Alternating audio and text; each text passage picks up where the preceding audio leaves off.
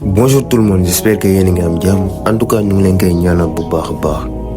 Alors aujourd'hui on va parler d'un grand homme, un homme intègre.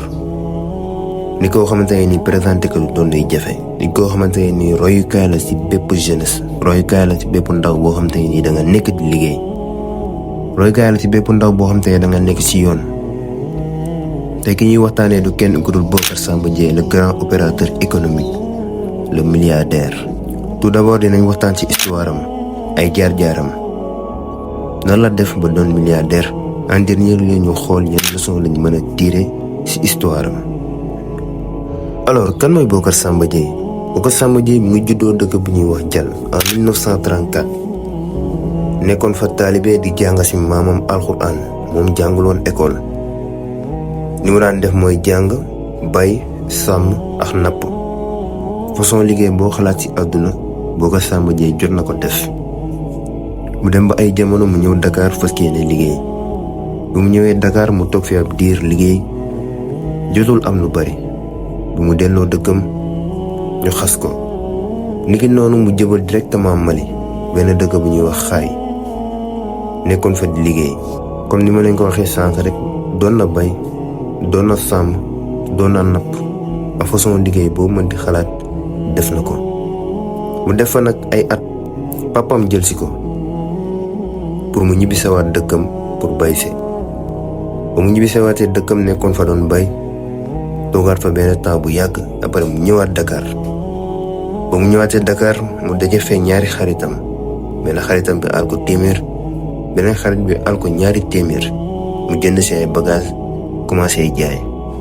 niki noonu muy liggéey di liggéey ba commencé di am bénéfice. doon na am fu muy liggéeyee tamit ñu ko daan fay weer bu nekk 17 000 francs. mu demaat tamit ba ay jamono mu ñibbiwaatoon dëkkam, demaatoon doon bay. toogaat fa benn moment mu ñëwaat Dakar. bi mu ñëwee Dakar mu yoroon fi benn boutique doon fa jaay dugub, ceeb, ñebbe ak lépp loo xamante ne ni dañ koy jaay ci boutique. nekk na ci boutique bi tamit di jaay lu toll ni diiru at amul yenn bénéfice. mu gis ne loolu normalul. ci la jëlee décision toog recadré waat, xool di contrôler liy génn, di contrôler liy dugg, commencé di gérer xaalisam. niki noonu bi mu ko tàmbalee def mu commencé gis changement bu bari ci liggéeyam, commencé am bénéfice. bi mu demee ba ay jamono mu gis benn kër. loolu mu ngi xewee ci année 1964.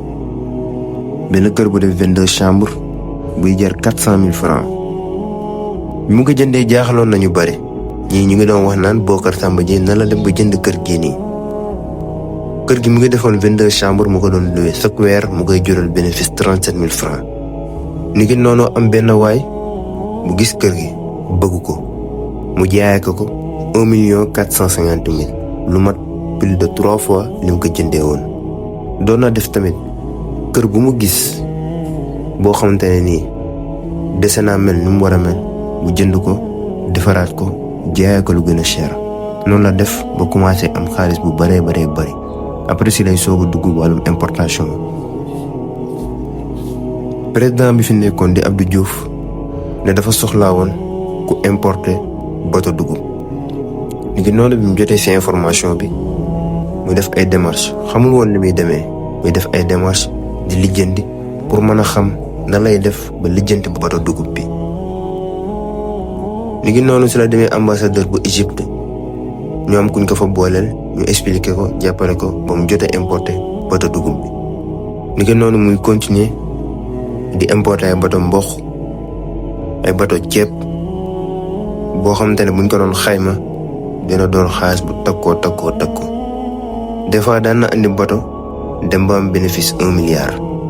dem ba doon un grand opérateur économique, benn businessman bu mag a mag. boo doon xayma ci giiru dundam yëpp li mu andi ci ay bateau war na mat 103 bateau. niki noonu ci la nekkee milliardaire doon yëngu tamit ci yeneen mbir. am yenn xaritam ñu ko dugaloon ci mbirum banque. parce que boo amee xaalis nit ñi dañ lay faral di jige pour yenn liggéey, pour yenn collaboration. niki noonu bu mu duggee ci mbirum banque si la am problème benn banque marocaine bu ñuy wax CBAO.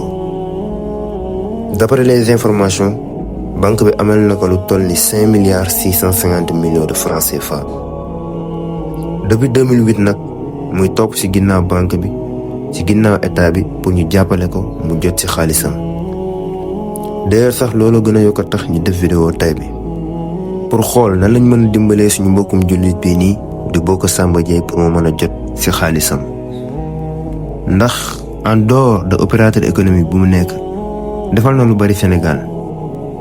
doo daan dimbali état bi ci mbir yu bëree bëri ndax état bi bu daan am ay problème ci Bocar Samba Dièye la daan ñëw. des fois prix yi da daan yéeg léegi leen la daan wax état bi boo leen ma ay policiers ma wàññi prix yi sinon boo leen ko deful yeneen commerçant yi dinañ ma attaqué. parce que mënoon na toog di importer bato ceebam di enrichir sans tenir compte de la population sénégalaise mais en dehors de loolu si doon jaamu yàlla. nag ñun suñu problème mooy Bocar Samba Dièye nan la mën a amee problème ak yenn banque te ba léegi état bi jàppalewu ko.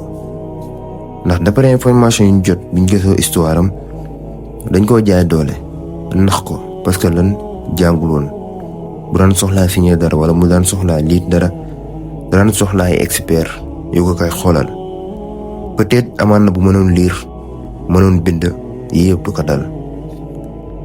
alors ci tënk loolu moo doonoon histoire Bocar Samba Dièye. léegi yan mbir lañ mën a jàngee ci histoire Bocar Samba Dièye. bi ci njëkk mooy il était très ambitieux parce que boo xoolee parcours am da ngay xam ne kii nekkul woon nit ku tayal tout le temps da doon liggéey doon xool lu mu am. boo xoolee ci biir histoire am bi mu ñëwee woon Dakar di liggéey ba delluwaat bi mu demee dañ koo xas biñ ko xasee immédiatement dafa tëkkaat ay bagaasam jubal Mali nga dem liggéey ji. kon nga jàngee fi ne boo bëggee am benn mbir ci àdduna ak lu mu mënti doon nag il faut que nga am jom il faut que nga doon nit ku ambitieux nit ku nangoo liggéey.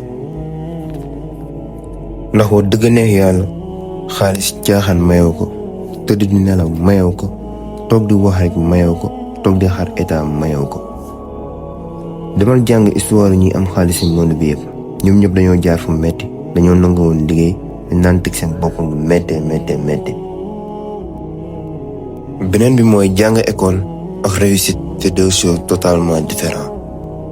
jàng école jotewul dara ak nekk milliardaire. Sénégal boo nekkee xale dañ lay gëmloo ne boo jàngul école doo tekki boo jàngul école doo mën a teral say waajur alors que c'est pas vrai.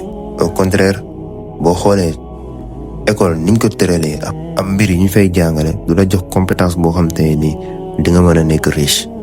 d'accord école boo fa nekkee di nga mën a lire di nga mën a bind mais dafa am ay mbir yoo xam te dafa essentiel ci doomu aadama bi yoo xam te duñ ko jàngale école.